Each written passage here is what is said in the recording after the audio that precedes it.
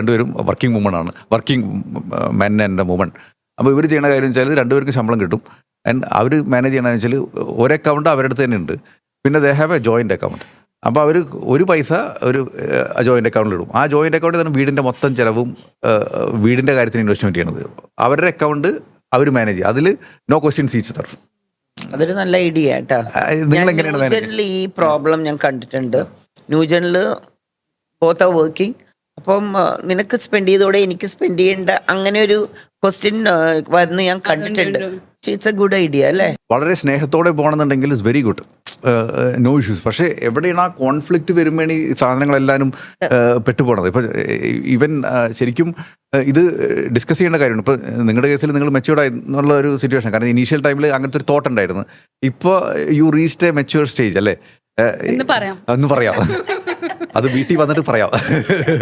അങ്ങനെയല്ല, ഇപ്പം ഞങ്ങളുടെയൊക്കെ കാലത്ത് ഞങ്ങൾ ഡിപ്പെൻഡ് ചെയ്യുന്നത് ഹസ്ബൻഡിനെയാണ്. അപ്പം നമുക്ക് ഹസ്ബൻഡ് ചെയ്യണം എന്നുള്ളൊരു ആറ്റിറ്റ്യൂഡ് ഉണ്ട്. അതേസമയം ഇപ്പോഴത്തെ പിള്ളേർക്ക് രണ്ടുപേരും വർക്കിംഗ് ആകുമ്പം നിനക്കുണ്ടല്ലോ, യു ക്യാൻ സ്പെൻഡ് യോസ് നമ്മളുടെ. അപ്പം അവർ തരുമ്പോൾ ഒരു സന്തോഷം ഉണ്ടല്ലോ, അതിപ്പോഴത്തെ പിള്ളേർക്കില്ല. ശരിയാ, മാം പറഞ്ഞ ശരിയാ. കാരണം പിള്ളേർ ഗേൾസിനാണെങ്കിലും ഭയങ്കര ഈഗോ ആണ്.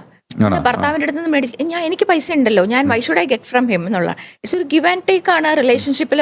എല്ലാം പാർട്ട്ണർഷിപ്പ് ആണ് എന്ന് അവർക്ക് അങ്ങനത്തെ ഒരു ആറ്റിറ്റ്യൂഡ് വരുന്നില്ല. ഗിവ് ആൻഡ് ടേക്ക് ഇല്ല. കാര്യം എന്റെ പൈസ ഞാൻ ഉപയോഗിക്കുന്നു, നിന്റെ പൈസ നീ ഉപയോഗിക്കുന്നു. അപ്പൊ ഒരു ജോയിന്റ് വെഞ്ചർ അവിടെ വരുന്നില്ല.